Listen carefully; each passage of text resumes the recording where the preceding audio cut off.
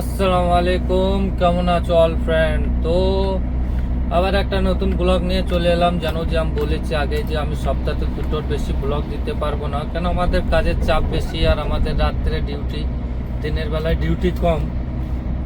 তো আজকে হচ্ছে শনিবার, আজকে হচ্ছে দিনে ডিউটি, মানে দিনে নয় রাত্রে ডিউটি।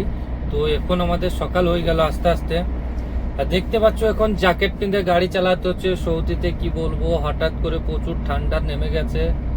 এটা মানে আবহাওয়াটা খারাপ বলে হতে পারে যে প্রচুর ঠান্ডা নেমেছে সকালবেলায়। তো মানে রাত্রে থেকে ঠান্ডা, কাল থেকে ঠান্ডা লাগছে, তো তার জন্য জ্যাকেট পিঁধে গাড়ি চালাচ্ছি। আর আমার দুই ধারকার সীসা বন্ধ করা আছে, তো সীসা বন্ধ করেও গাড়ি চালাচ্ছি, তাও মানে একটু আলাদা আলাদা ঠান্ডা, মানে কি বলবো, তাও ঠান্ডা লাগছে। আর গাড়িতে গরম হাওয়া চালু করলে কি হয়, নিঃশ্বাস নিতে প্রবলেম হয়, মানে হাওয়াটা একটু ফিল্টারগুলো সাফ সাফাই করা নেই অনেক, তো তার জন্য হাওয়াটা আসে, ধুলো আসে তার সাথে। তো আজকে যে ফিল্টার সাফ সাফাই করবো। আর ভিডিও ভালো লাগলে লাইক শেয়ার কমেন্ট করবে, আর পাশে থাকা বেল আইকনটা দাবিয়ে দেবে। তো আমার একটা ভাই কমেন্ট করেছে যে শুধু রাস্তা দেখালেই হবে, শুধু হোটেলে খাও, কোথায় কি করে সেটাও দেখাও। তো ভাই আমরা হোটেলে খুব কমই খাই, দু একদিন খাই, কেন কি আমরা এই রাত্রের বেলায় ডিউটি করি রিয়াদ সিটির মধ্যে।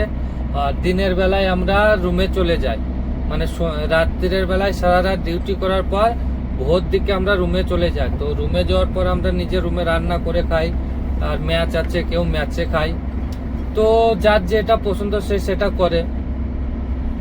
আর পার্সোনালি আমরা যদি আমাদের রাস্তায় গাড়ি খারাপ হয়, তো 50-60 কিলোমিটারের মধ্যে বা 100 কিলোমিটার মধ্যেও যদি গাড়ি খারাপ হয়, তো আমাদের কোম্পানি ছোট গাড়ি পাঠিয়ে দেয় আমাদের নিয়ে আসার জন্য। আর অন্য লোক, মানে যেগুলো কোম্পানিতে নতুন ড্রাইভার আসে, যেগুলো শেখার জন্য, মানে যারা কাজ করার জন্য এখানে, তো সেই সব ড্রাইভারগুলো যাদের লাইসেন্স হয় না, নতুন এসেছে, সেই সব ড্রাইভার পাঠিয়ে দেয় ওই ছোট গাড়ির সাথে, যে ওই গাড়িতে যে রাত্রের বেলায় শুয়ে থাকো, সকালে আবার চলে আসবে। তো যদি রাত্রে গাড়ি খারাপ হয়, তো আমাদের এইরকম ব্যাপার। তো আমাদের কোনো খাবার দাবার মানে হোটেলে কিনে খেতে খুব কমই হয়। এমনি শুকনো খাবার যেরকম কেক, বিস্কিট, কলা, আপেল, যেরকম মানে খেজুর, এইসব খাবার গাড়িতে রেখে দিই। আর পানি, রাস্তায় যদি ভোগ লাগে কোনো সময়, খাওয়ার পরও তো ভোগ লাগে, তো সেই জন্য খাওয়ার জন্য রাখি। আর এখন আমরা যাচ্ছি আমি দামাম রোডে। তো চলো দামাম রোডের একটু ভিউটা দেখাই। তো দামাম রোডে যাওয়ার পর আমি তারপর আমাদের এয়ারপোর্ট রোড ধরবো। এয়ারপোর্ট রোড থেকে যে আবার আমি আবদুল্লাহ সিটির রোড ধরবো। আবদুল্লাহ সিটির রোড পার করে 5 নম্বর কুবরির দিকে যাব আমি, মানে আমাকে 3-4টে রোড ক্রস করে যেতে হবে।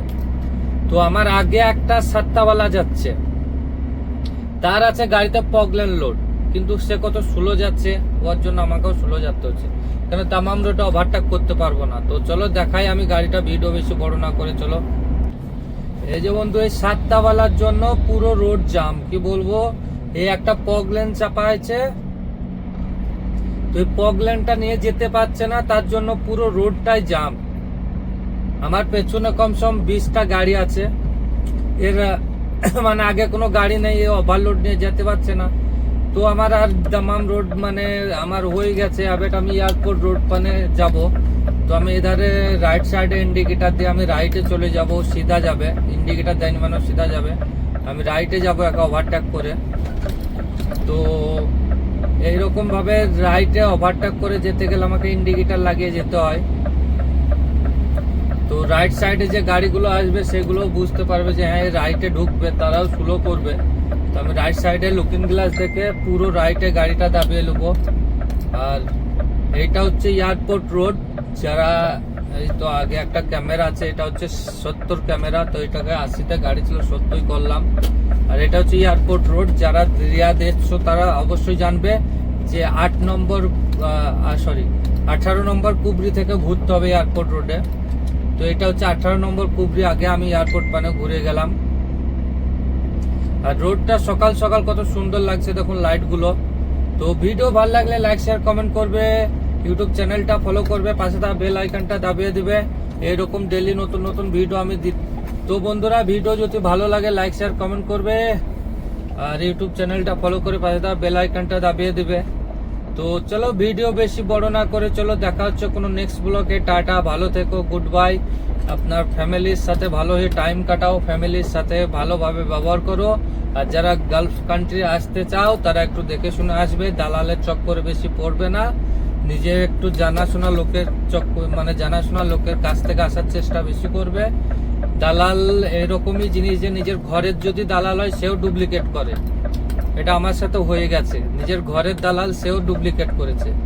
তো দালালের ভরসা করে কেউ সৌদি মানে দালালের ভরসা করবে না। বেশিরভাগ অফিস দেখবে, লাইসেন্স হোল্ডার অফিস যেগুলো, তাদের কাছ থেকে বেশিরভাগ আসার চেষ্টা করবে, এটাই বলার।